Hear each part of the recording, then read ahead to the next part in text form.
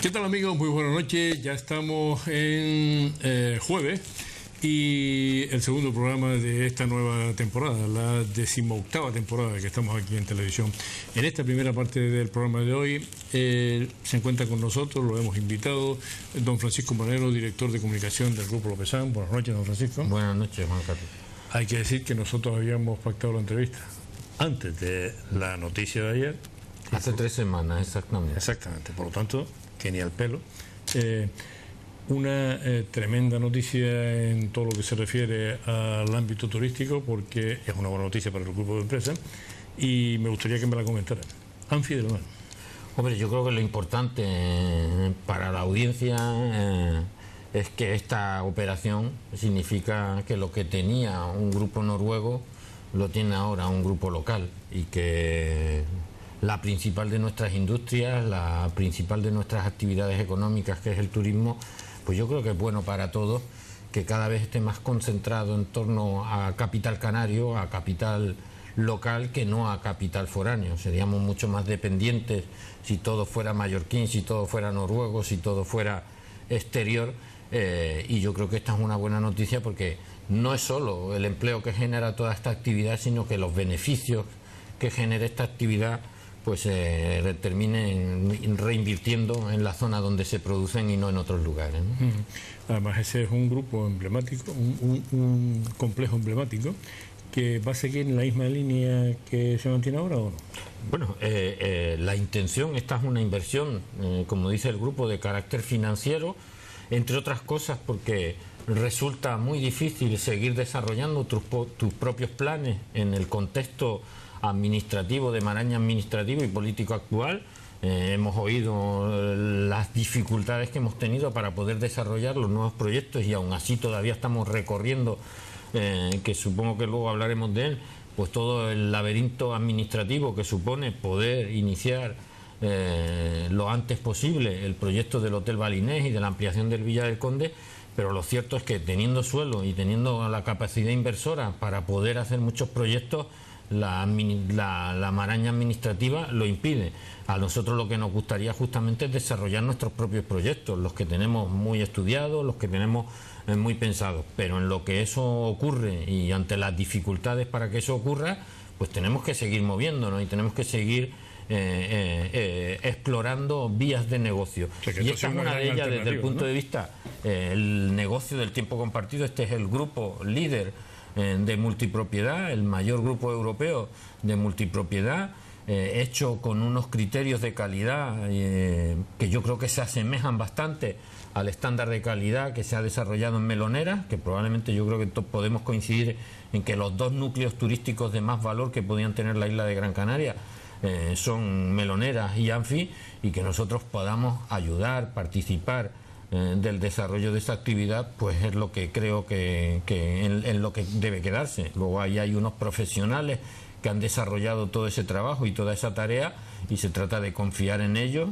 y de contribuir en la medida de tu presencia institucional en los órganos de esa sociedad, para poder seguir desarrollando la actividad del tiempo compartido. Es decir, que esta es una gran alternativa inversora, porque en otro ámbito la cosa se complica por las trabas burocráticas. En el otro ámbito las cosas van muchísimo más despacio de lo que sería normal. Hace 4 meses anunciaba bombo y platillo que se habían despejado las cosas para poder iniciar los proyectos, pero lo cierto es que incluso despejadas todo tiene una tramitación a veces exasperante, y todavía no estamos en disposición de poder presentar ante el ayuntamiento los proyectos básicos para poder solicitar la licencia correspondiente para iniciar los proyectos que les refería antes en Melonera. Pero eso no significa que mientras tanto uno se cruce de brazos y se siente a esperar a que la administración un buen día resuelva todos esos problemas. Hay que estar muy activo, y el presidente de esta compañía es una persona que no está quieta ni un minuto del día, ¿no? Muy bien, ahora vamos a hablar de la ley de turismo y de todo lo que está relacionado con la política y economía en Canarias, pero para quien no esté impuesto a este tema, uno dice, a ver, 50% Lopezán, 50% Santana Cazorla. Alguien puede decir, ahí va a haber chispa. Vamos a ver, en un bar o en un tal nos podemos calentar. Los negocios son otra cosa. Los negocios, cuando están bien gestionados, no se gestionan con las tripas. Los negocios se gestionan con la cabeza. Y para hacer buenos negocios hay que tener la cabeza fría. Y le aseguro que nuestro presidente es una persona que cuando hace negocios lo hace con la cabeza bastante fría, analizando cada una de las razones y poniendo la sensatez necesaria para que los proyectos al final sean un éxito y no un fracaso. Y yo a los hechos me remito en la trayectoria empresarial que ha llevado desde que en 1972 se fundara Hijos de Francisco López Sánchez. Yo creo que con el mismo sentido de la responsabilidad se asume esta inversión. Y esta inversión se asume, yo creo que con la sensatez de que hay un equipo de profesionales, y algo ha demostrado el presidente de esta compañía es que cree en las estructuras de gestión empresarial, que cree en sus directivos, y en este caso pues se plantea de la misma manera. Anfi es un proyecto bien ejecutado en sus orígenes, desde que el promotor noruego Björn Lind lo planteó, y de lo que se trata ahora es de que siga siendo rentable y de que siga siendo una satisfacción para cada uno de los clientes que utilizan esos servicios. Y cuando se tiene ese sentido de las cosas, todo lo demás pueden ser leyendas urbanas y pueden ser disputas que se han podido producir en el ejercicio del camino que cada uno podía llevar para hacer grandes sus empresas, pero cuando estamos hablando de un proyecto concreto, de lo que estamos hablando es de hacerlo viable y de hacerlo solvente, ¿no? Hay un histórico de confrontación, pero no hay un histórico de confrontación en un lugar donde la empresa tiene que ir bien. Por encima de todo, la empresa tiene que ir bien. Y esta empresa, Anfi, tendrá que ir bien, y nuestra intención es que vaya incluso mejor que los últimos años. Bien, se lo tengo que preguntar. Santiago Santana Cazorla, ¿está dentro de la gestión directa del Grupo Anfi en estos momentos? Hombre, yo creo que eso habría que preguntárselo al Grupo Anfi, pero no hay más que mirar, porque todo esto son registros mercantiles y son públicos. El señor Santiago Santana Cazorla no está actualmente en el Consejo de Administración de Anfi, está Manuel Santana Cazorla. Cualquiera que vaya al registro mercantil pues podrá comprobar eso. Por lo tanto, la cosa es muy diferente entonces. Lo entiendo perfectamente. Pero hay mucha gente que haría esta misma pregunta. Pero bueno, eso no quita la participación, la presencia que en el Grupo Santana Cazorla tenga cada uno. Lo que quiero decir, desde el punto de vista de la responsabilidad profesional y empresarial, es que cuando se asume una inversión de esta naturaleza y cuando no se hace en plan caprichoso, ni esto se decide en una mañana, hay muchos meses, muchos informes, muchos estudios detrás de esta decisión, y la convicción de que se hace para mejorar y nunca para empeorar. ¿Ha sido difícil la negociación con la familia Lind, teniendo en cuenta a lo mejor el aspecto sentimental, porque al fin de cuentas fue el señor Björn Lind quien puso en marcha el proyecto? ¿Ha habido dificultad por ese tema? Vamos a ver, yo creo que ellos han demostrado una enorme responsabilidad y sensatez. Ayer el señor Ragnar Lind declaraba a la prensa noruega que ellos ya no están viviendo aquí como lo vivió el padre. Yo creo que de alguna manera los españoles tenemos un refrán para eso: el ojo del amo engorda al caballo, y ellos estaban asumiendo que ninguno ya reside en las islas, que residen todos en Noruega, y que además en función de determinadas circunstancias se habían desinteresado, y un proyecto de esta naturaleza necesita del apoyo y de la presencia y del estudio para seguir desarrollándolo, y en ese sentido pues también han actuado con una enorme responsabilidad. Todo se ha desarrollado, debo decir, en un ambiente de bastante cordialidad, de bastante franqueza, a pesar de las frialdades nórdicas de esos lugares, pero creo que el señor Ragnar Lind pues ha sido una persona justa a la hora de... Y no hay un negocio aceptable si no está bien visto por las dos partes, y cuando las dos partes se han encontrado en ese punto intermedio y se han ido limando todas las asperezas, pues ha sido relativamente fácil. Pero ha sido una negociación en todo el sentido de la palabra, que probablemente lleva muchísimo tiempo, primero de manera informal, pero ya de manera intensa, pues prácticamente desde febrero se está en este asunto. ¿Y cómo de importante es Anfi en el conjunto del turismo en Canarias? Bueno, vamos a ver, desde el punto de vista global es el primer grupo de multipropiedad europeo. No existe en ningún otro lugar de Europa con complejos de la importancia. Yo creo que lo es tanto en cantidad como en calidad. Hay ejemplos de time sharing en la Costa del Sol, pero tienen unos estándares mucho. La semana cuesta menos que lo que cuesta comprar una semana en Anfi. Desde el punto de vista de la calidad es desde luego uno de los emblemas del negocio de la multipropiedad o del tiempo compartido o del time sharing, como queramos llamarlo. Es un ejemplo en toda Europa.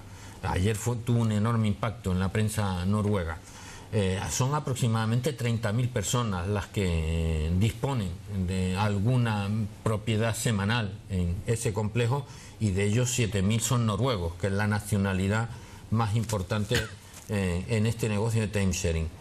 Y tiene un enorme potencial de crecimiento todavía, porque recordemos que Anfi sí es un proyecto ya consolidado, pero que está Anfi del Mar, pero que está Anfi Tauro, donde la intención de los directivos de la compañía es seguir desarrollando el modelo que ya se ha podido desarrollar en Anfi del Mar.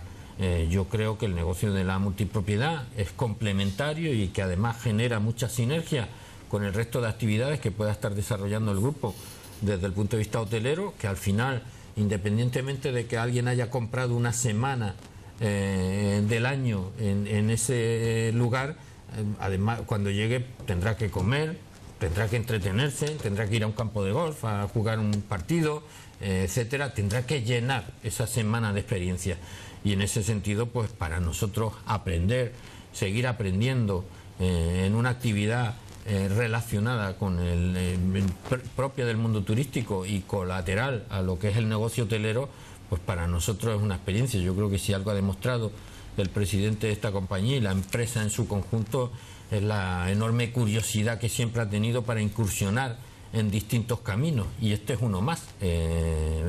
Pues seguir aprendiendo y seguir ampliando el campo de actividades de Lopezan. Eustacio Lopezan, él y la empresa, es como un faro que alumbra lo que es este sector económico en las Islas Canarias. Es el hombre fuerte del turismo, desde luego, en la isla de Gran Canaria y probablemente en el archipiélago.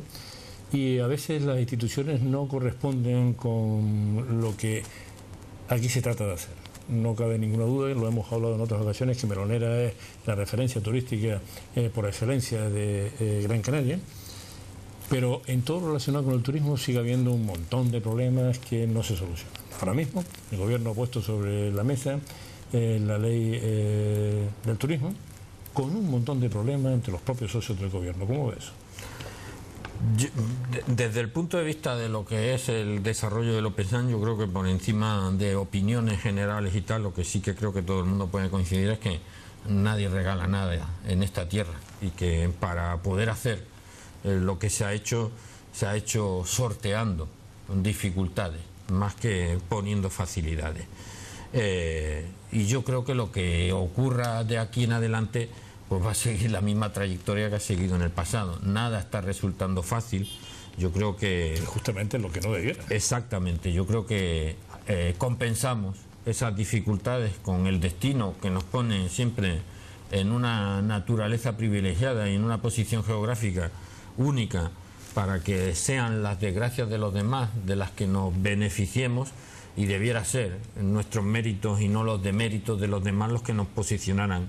El caso es que podemos vivir tranquilos pensando que hemos recibido 14 o que vamos a recibir 14 millones de visitantes este año y que lo estamos haciendo todo fenomenal, pero hemos hablado en más de una ocasión de lo que esconden esos 14 millones de visitantes, que muchos de ellos pues probablemente estén yendo a sitios donde en el momento en que se abran otros destinos resulten igual de asumibles que venirse para acá, pues nos terminarán sustituyendo, porque el lugar donde uno duerme es tan importante como la naturaleza que va a disfrutar por el resto del día. Y en ese sentido yo sí que creo que nuestros debates siempre han sido unos debates falsos. Estamos discutiendo nuestra capacidad de crecimiento y no nos damos cuenta que en realidad lo que estamos haciendo es decrecer. Que Gran Canaria tiene 40.000 camas menos que las que tenía antes de empezar el siglo XXI. y que por tanto nuestra capacidad con las cifras de desempleo que tenemos, yo creo que perfectamente da la impresión de que todo el suelo urbanizable, yo creo que hay un cierto consenso además de manera general en que no deberíamos clasificar nuevo suelo, que ya con el suelo que está clasificado y urbano o urbanizable deberíamos satisfacer nuestras demandas de los próximos 15 o 20 años, y cualquiera que sepa un poco que incluso sorteando las dificultades, un proyecto que hoy se inicie tardará 4 o 5 años en poder materializarse, en poder abrir las puertas y poder recibir nuevos visitantes, que si supiésemos hacer bien las cosas, pues tendríamos la posibilidad de que no hay otra alternativa productiva en Canarias para absorber el desempleo que tenemos, y que gestionando la apertura de entre 2 y 3.000 camas anuales en los próximos 5 o 10 años estaríamos probablemente sacando a 100.000 personas de las listas del desempleo, y que esa es una cifra nada dada a la demagogia, que es perfectamente demostrable desde el punto de vista de lo que supone la plantilla de un hotel, primero hacerla como constructora y luego gestionarla como empresa de servicio, como establecimiento hotelero. Hombre, yo creo que a eso deberíamos convocarnos todos los canarios, si de verdad queremos resolver el problema de muchos de ellos que se levantan por la mañana con la falta de esperanza. Si yo estuviese en esa situación, no sé lo que sentiría todas las mañanas cuando leo que hay gente con voluntad y con capacidad para poder desarrollar proyectos que generen empleo, y que sean las administraciones las que con toda su montaña burocrática lo impidan. Lo que pasa es que para la gente que nos puede estar viendo, por el común de las personas, cuando se habla de la ley del suelo, la ley turística, todo el mundo dice no, es que van a ocupar más espacio, Gran Canaria no se puede llenar de cemento. Lo puedo entender en la gente del común que no sabe de los entresijos de este tema, pero cuando estamos hablando de quien gobierna en instituciones, emplear esos argumentos resultan desde luego demagógicos, pero también contraproducentes, porque hay gente que, sabiendo la realidad, que no es cierto lo que se está diciendo como argumento de que vamos a llenar de cemento todas las islas, ¿por qué incluso atacan esos planteamientos? Hombre, yo creo que hay un principio de la física que dice que toda acción genera siempre una reacción. Es probable, yo creo que los empresarios más foráneos que locales deberían hacer una autocrítica. Yo creo que todos nos vacunamos de la barbaridad que pudo resultar a comienzos de los años 80 del siglo pasado el desmesurado crecimiento turístico que se produjo atendiendo a pocos criterios de calidad, o sea, con mucha fealdad. Alguna vez hemos hablado también de lo feo que resulta esos barrancos llenos de apartamentos, trepando los apartamentos que parecen nichos funerarios y parecen cementerios. No tan antiguos, además. Y no tan antiguos, estamos hablando de los 80, 90, pero fundamentalmente en los 80 sí que creo que se creó una conciencia en Canarias de que o le poníamos un cierto freno a eso o estábamos construyendo demasiada barbaridad. Y yo creo que la sostenibilidad, que no es un término medioambiental, sino que es un término a medio camino entre lo ecológico y lo económico, la sostenibilidad es que algo sea sostenible desde el punto de vista económico y desde el punto de vista medioambiental entre generaciones, que lo que uno pueda hacer en el presente lo pueda disfrutar tu hijo y lo pueda seguir gestionando tu hijo. Pues yo creo que ahí sí que de alguna manera se creó una conciencia que nos cuesta ahora y que nos lleva a que cualquier cosa que se haga está mal vista por el simple hecho de que se va a hacer. Y deberían entonar un cierto mea culpa también los empresarios de que quien más debe proteger la ecología y el medio ambiente de esta isla son justamente quienes viven de atraer turistas, que si no hay un equilibrio medioambiental no van a venir en el futuro. Y yo creo que en ese sentido, no es por nada, pero también en ese concepto Lopezán de alguna manera marcó ciertas pautas, sabiendo que cuando se construye un hotel hay que construir tanta vegetación como cemento y que hay que saber combinar adecuadamente para que al final hagamos sostenibles estos establecimientos y de alguna manera no destruyamos palmerales, sino que los creemos cada vez que hacemos un hotel. Pero lo cierto es que más allá de esa reflexión, algunos han quedado justamente anclados en aquel pasado y cualquier cosa que se haga se va a hacer mal. Yo lo lamento mucho, la verdad que soy también de los que se indigna cuando ante políticos que uno conoce y que sabe de su sensatez, etcétera, pues se pronuncian con esa alegría, sabiendo, da la impresión de que simplificar significa dar barra libre, y yo creo que hay cosas que se pueden hacer muy simplemente, pero no quiere decir que las pueda hacer cualquiera, que hay que cumplir. Yo creo que si las administraciones, y no otros, son las administraciones las que deciden que este suelo va a tener un uso determinado, nadie está diciendo que tenga este o el que sea. La administración, un ayuntamiento dice, mire, aquí voy a hacer fábricas, aquí quiero que haya residencias, aquí quiero que haya colegios, y a este suelo le voy a dar un uso turístico para que aquí se instale un hotel. Bien, una vez que se ha decidido eso, si se ha decidido eso, facilitemos que eso se pueda hacer. No creemos ahora toda una normativa que impida que lo que la administración ha decidido, que es que aquí puede hacerse un hotel, sobre la práctica sea imposible, porque hay toda una serie de dificultades que impiden lo que la propia administración ha decidido. Nadie está planteando que haya una ley del suelo que permita que se pueda hacer cualquier cosa en cualquier lugar. No, lo que yo creo que sería del sentido común general y todo el mundo podría aceptar es que si se decide que sobre un suelo puede ir una cosa, realmente se puede hacer al final, y que se creen mecanismos que de alguna manera empiecen a simplificar toda la maraña que se ha construido hasta ahora. No debiera ser tan difícil ponerse de acuerdo sobre algo tan básico como es que lo que se puede hacer realmente. Pero la política es lo que estamos viendo, con la ley del suelo y con un año con 2 elecciones y probablemente yéndonos a unas terceras. Y yo creo que eso es lo que tiene a todo el mundo distanciado, además de la política. Y es que los problemas que realmente tenemos los ciudadanos poco tienen que ver con esas discusiones que ellos establecen en esos lugares sagrados que llamamos Parlamento, ¿no? Yo he empezado hablando de los políticos y los puntos de vista que algunos de ellos tienen al respecto, pero usted ha hablado de empresarios foráneos. ¿Cómo es posible, sigo con los políticos, que todavía aquí en Gran Canaria se planteen algunos políticos la posibilidad de que destruir lo que es algo tan importante para nosotros como el palmeral de Maspalomas, sigan insistiendo en que hay vías, en que hay que negociar y que hay vías para compensar a aquel que quiere eliminar esa zona tan importante para Gran Canaria? Yo solo espero que también el sentido común se termine imponiendo.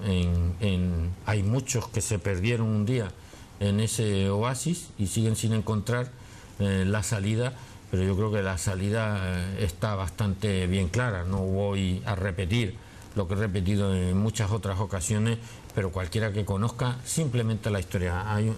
Hay una base, se lo decía anteriormente, yo creo que se cometió un error de crecimiento en los años 80, porque fue muy bestia en cantidad y muy malo en calidad. No repitamos la historia. Yo creo que algo hemos podido aprender, que hay suelo de sobra donde crecer y que desde luego, mire, hoy existe esto que se llama tabletas, ordenadores y que te conectan con el mundo entero.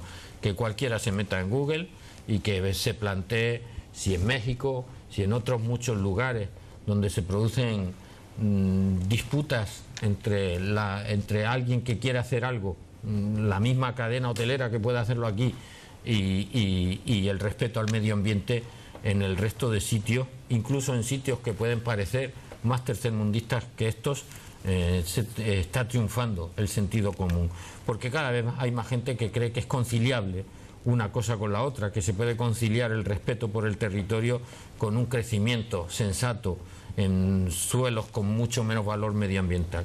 Yo espero que en Canarias terminemos aplicando el mismo sentido común y que al final, un buen día, incluso los promotores de ese disparate terminen entendiendo que es mejor tener 100 habitaciones a 500 euros que 500 habitaciones a 100 euros. Lo que pasa es que los promotores de ese disparate están haciendo todo lo posible por comprar voluntades. No lo sé, pero yo espero que... Hablo voluntades mediáticas, ¿eh? Bien, pero yo lo único que espero es que... mire, he trabajado en televisión española y sé las utilizaciones que han podido hacer los gobiernos de turno, etcétera, pero al final el ciudadano es un señor sensato que sabe distinguir, y yo creo que sabrá distinguir que es mejor ver un palmeral que no ver una barrera de cemento, ¿no? Para terminar con este tema, el otro día oí al consejero del Cabildo decir que se van a reunir dentro de poco para tratar de, con todas las partes sentadas en la misma mesa, llegar a un acuerdo. Difícil. De momento a nosotros no los han convocado. No hemos sido todavía convocados, pero entiendo que esté buscando el momento más apropiado para que nos podamos sentar todos, porque si alguien no quiere sentarse con el resto, pues no sé lo que terminará ocurriendo, pero yo lo que espero es que, desde luego, nuestra voluntad siempre ha sido la del diálogo y la de hablar limpiamente de todo esto, y la mejor expresión de todo ello es que siempre hemos dicho que un hotel que no está en discusión, como es el IFA Faro, que tiene completamente todo su pasado, es absolutamente legal y por tanto tiene todo su futuro expedito, pues hemos dicho, oiga, si hay que reordenar y hay que replantearse toda esta zona en su conjunto, aquí está también el Hotel IFA Faro, para que en un futuro podamos ver que haya crecido naturaleza y no más cemento, ¿no? Bien, desde la última vez que hablamos, en Berenguera se han hecho muchas cosas, convenio con el Cabildo, repoblación, ¿cómo va eso? Pues va muy bien. Yo creo que ahí hay una combinación de cómo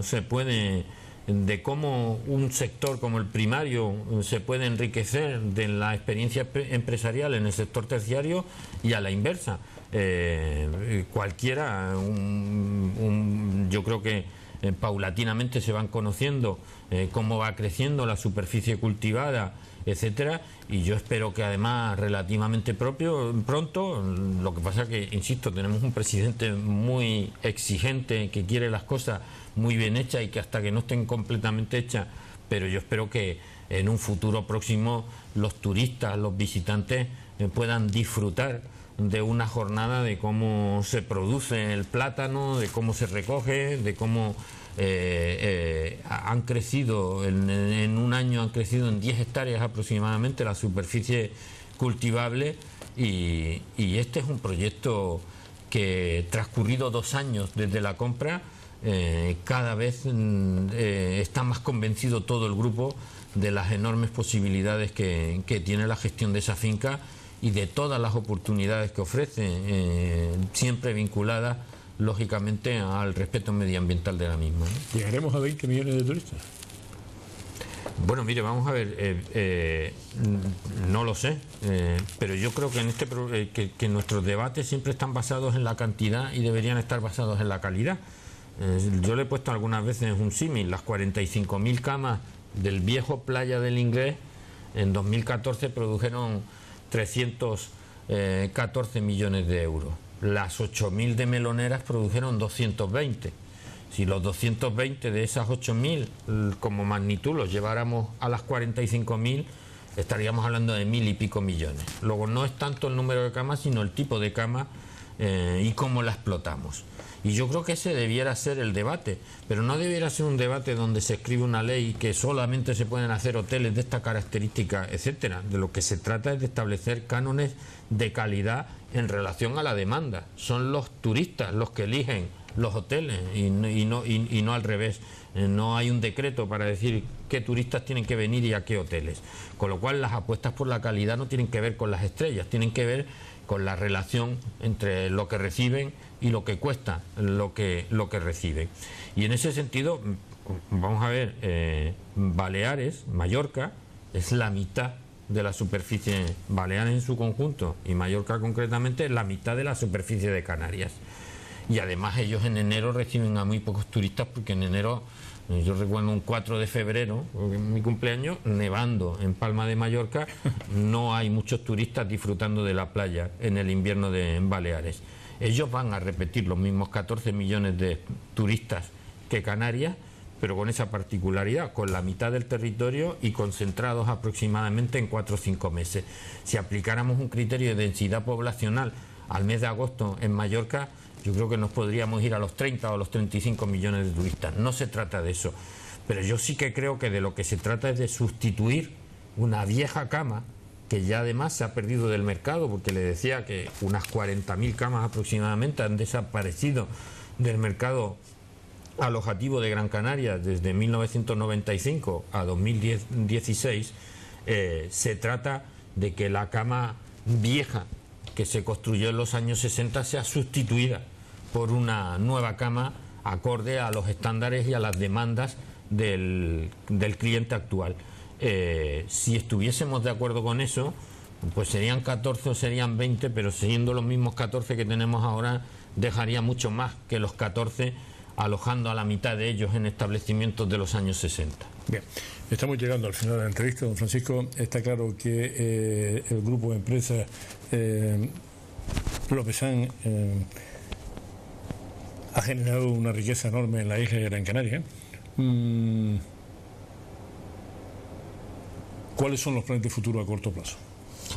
Le decía antes, tenemos un presidente que nunca está quieto, que tiene una visión, pero que fundamentalmente su gran objetivo es culminar, seguir con el desarrollo de Melonera. Melonera en su cabeza es un proyecto integral, no es un hotel que hago hoy y un hotel que hago mañana. Las cosas hay que hacerlas paulatinamente, pero quien tiene en su imaginación y en su visión el proyecto en su conjunto, pues lo que tiene es la necesidad de que periódicamente lo pueda ir desarrollando. Lo más inmediato es la ampliación del Villa del Conde junto con el Hotel Balinés. Hay un centro comercial a desarrollar enfrente del Hotel Baobab.